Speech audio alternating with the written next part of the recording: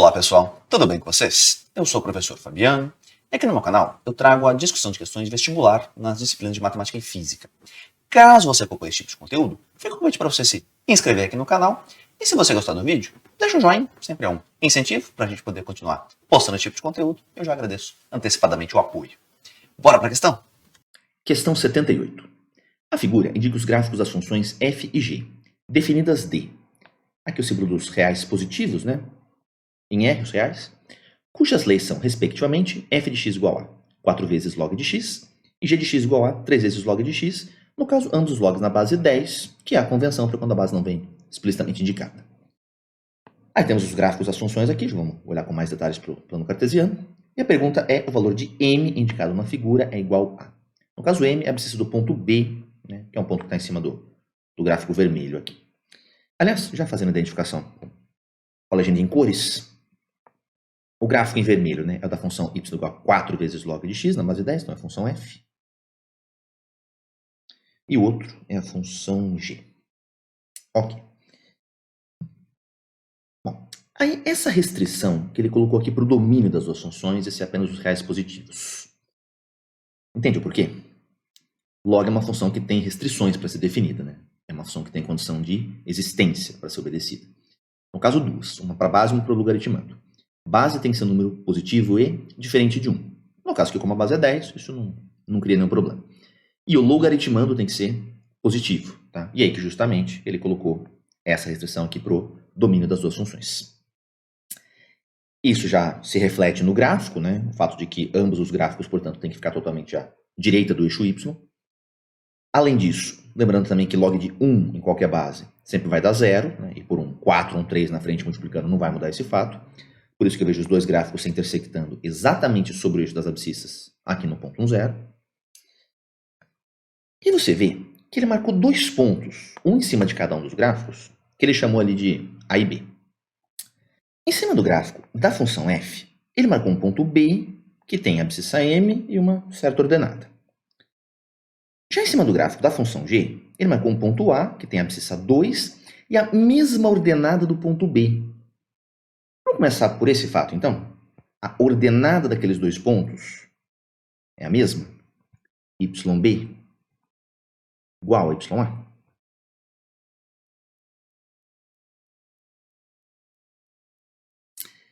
E agora eu vou impor o fato de que são pontos em cima do gráfico de alguma função ali.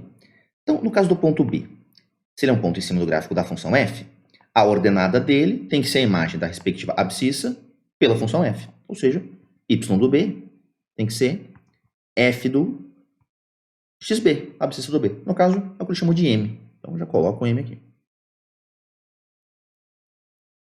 Para o ponto A, mesma coisa, observando que esse ponto está em cima do gráfico da função g. Né? Então, essa ordenada dele tem que ser a imagem pela função g da abscissa desse ponto, que é 2. Então, imagem pela função g da abscissa, que é 2.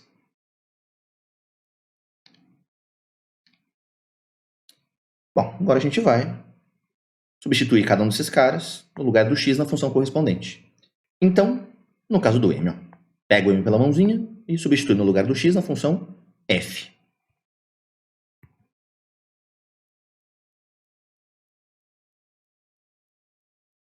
E do outro lado, pegamos o 2 pela mãozinha e joga lá no lugar do x na função g.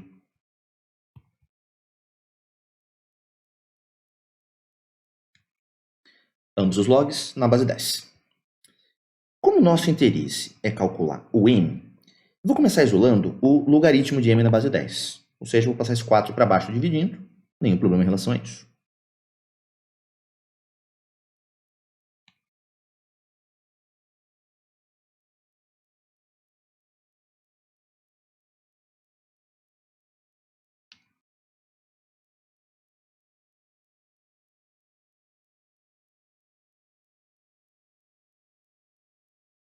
Bom, e agora vamos pensar o seguinte.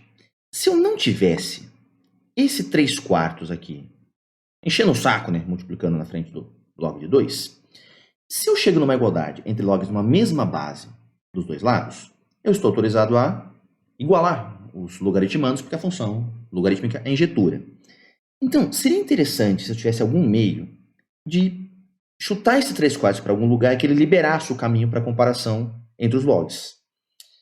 E aí é hora de fazer o quê? É hora de apelar para propriedades de logaritmo. Estranho seria uma questão com log que não abordasse nenhuma das clássicas propriedades, né? Então, lembrando elas aqui muito brevemente, eu vejo qual delas é adequada para o nosso contexto. Log de um produto abre na soma de dois logs numa mesma base, e o contrário, se eu achar conveniente, né? Logs de mesma base em soma, eu posso empacotar como log do produto.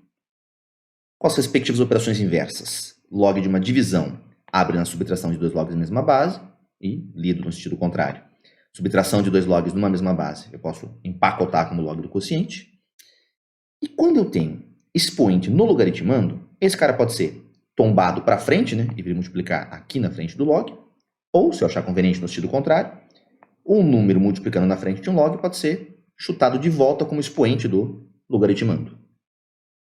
Reconheceu qual dessas aqui é adequada para o nosso contexto? Tá bem com a cara da última, né? Eu tenho alguma coisa multiplicando ali e eu gostaria que não ficasse multiplicando. Eu gostaria de tirar ele da frente do log ali. Então, nós vamos voltar o cara que está multiplicando como expoente do logaritmando. No caso aqui, esse 3/4, tá? Eu vou chutar ele como expoente do 2. E aí ficamos com log do m. Vou explicitar que a base é 10 aqui, tanto de um lado quanto do outro. Só para ficar bem escancarado que são logaritmos em mesma base. E que vai ficar 2 elevado a 3/4. Prontinho. A partir daqui, sendo uma igualdade entre logaritmos de mesma base, a injetividade da função log me autoriza a igualar os logaritmandos. Não há dois números distintos que tenham o mesmo log numa base 10. Quando aqui estou autorizado a falar que o m é 2 elevado a 3/4. Que eu vou passar para a forma decimal, 0,75, por causa da alternativa. Tá? Numa questão decidativa, não teria motivo melhor para deixar na fração, deixar na forma decimal. Qualquer um deles seria igualmente correto.